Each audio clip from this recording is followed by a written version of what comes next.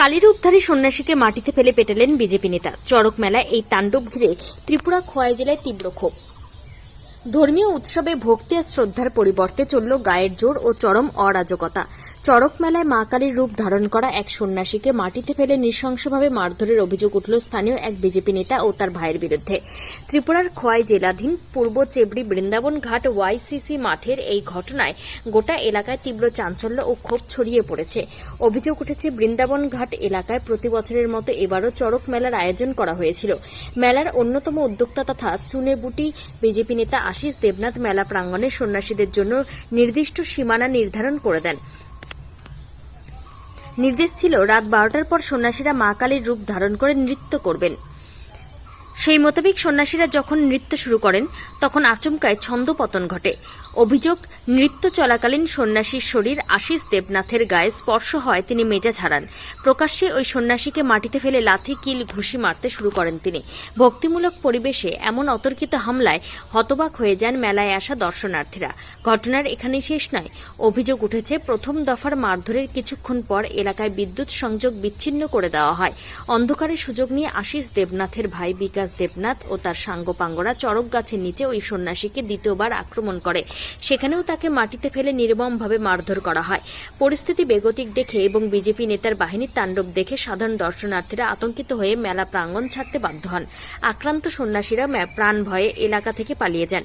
অভিযুক্ত বিজেপি নেতা আশিস দেবনাথ ও তার ভাই বিকাশ দেবনাথের বিরুদ্ধে এলাকায় এর আগেও একাধিক অসামাজিক কাজের অভিযোগ রয়েছে বলে স্থানীয়দের দাবি।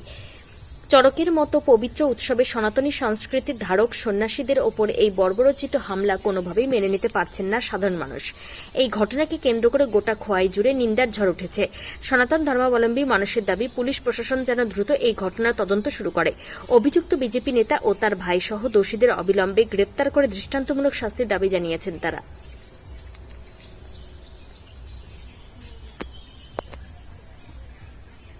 ত্রিপুরা থেকে বিক্রম কর্মকারের রিপোর্ট। সড়ক গাছের তে খালি আমি নাচাইছি, তে খালি নাচাইতে গিয়া চলাইছি, খালিরে চলাইতে পারছি না, খালিটারে খালি সরানির একটা বাড়ি দেওয়া বুঝে এ ভুড়ি খালিয়ে দুইটা ফালাইয়া ফিটটা দিছে। এখানে একজন বলে ওই তোমার নেতুই বলে ওই আপনার তাইনে কেছি আরো তে আচ্ছা যাক, এরপর আরেকজন খালি চলাইয়া বালাটিকে নাচাইছি, এইটাও ধরছে বালাটিকুই। এরপরে আবার খালি নাচা শেষ গেছি আমরা পরে দিয়ে বলে আবার খাড়ে নিবাইয়া খালিটারে দুমা ফিটা দিছে। কি কারণে? মানে একটি কারণ, মানে তার শরীরে হাত লাগছে কেন? তান্ডের খালি দাও মানে কপালও লাগছে বলে। আচ্ছা, তে তুমি তো দীর্ঘদিন ধরে এই কালী নাচ টাচের লোকে যুক্ত, কি কইবা এটা কি ঠিক না ভুল হইতাছে? এটা তো খুব ভুল, খুব ভুল। প্রশাসনের কাছে কিতা দাবি করবা এই বিষয়টার উপরে নির্ভর করে? প্রশাসনের দাবি শুনবো যাতে আগামী দিন আরো মেলা করলে এইসব যাতে না হয়। তার বিরুদ্ধে কি প্রশাসনের ব্যবস্থা নেওয়ার প্রয়োজন? তার নামটা জানুনি? নামটা তো জানেন, তাই না বলে কেন পরে নেতা হই। আচ্ছা, কোন জায়গাতে হয়েছিল মেলাটা? বৃন্দাবন ঘাট। তোমার নাম? আমার নাম প্রণব শব্দকর। তুমি কি করো ভাই?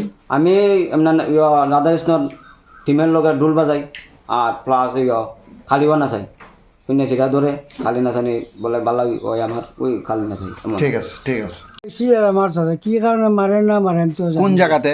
এটা থলিটা কোন জায়গাতে মেলাটা কইছিল? এটা রাজনগর স্কুলে। আচ্ছা, কালিরে কি মারছে? মারছে তো আমরা কাছে খবর আছে কালির শরীর বলে তার ওই লোকটার শরীরে লাগছিল, তো তারপরে তারে মারছে। ওই যে আপনি দাঁড়িয়েছেন এইভাবে আমি গাছে ঘুরিয়েছি একদিন উলিয়া পরে একটা সর মারছে খালি। এরপর চলে গেছে উলুসলি, খালি এখানে মারলো একটা লোক ওই উলুসলি পড়ছে। এরপর আমরা উলুসলি লাগতে পারে আমার একজন বাইরে ভুল আছে, আমার ঠান্ডা দিয়েছে নিশ্চয় আইও তুমি দরবারি হোক। আমি আইছি। মেলাটা কোন জায়গাতে হয়েছিল? এটা ওই পূর্ব রাজনগর। আচ্ছা, হ্যাঁ, পূর্ব রাজনগরে স্কুল আছে লাগে, স্কুল নাই, এটা খালি আমার সরার ঘর। কালি শুনছি যে প্রথম কালির হাত যার শরীরে লাগছিল হে তো মারছে, এর পরবর্তী সময় তার ভাইও বলে মারছে। এরপর বাইরের সময় আমি উড়ে গেছি এখন থেকে, আমি কাছে নাই। আচ্ছা, এরা বকলের বেন্দা শোনা দিছে, আমার বাইরে বলে আমার লিয়ে আইছে। নিশ্চয় তারা মারিব তা আমরা বেশি হলে 100 হাত দূরে আইছি হুম এবার একটা খাওয়ালি উঠছি আমরা আইছি দাদা আপনার নাম আমার নাম ভিতিশ রায়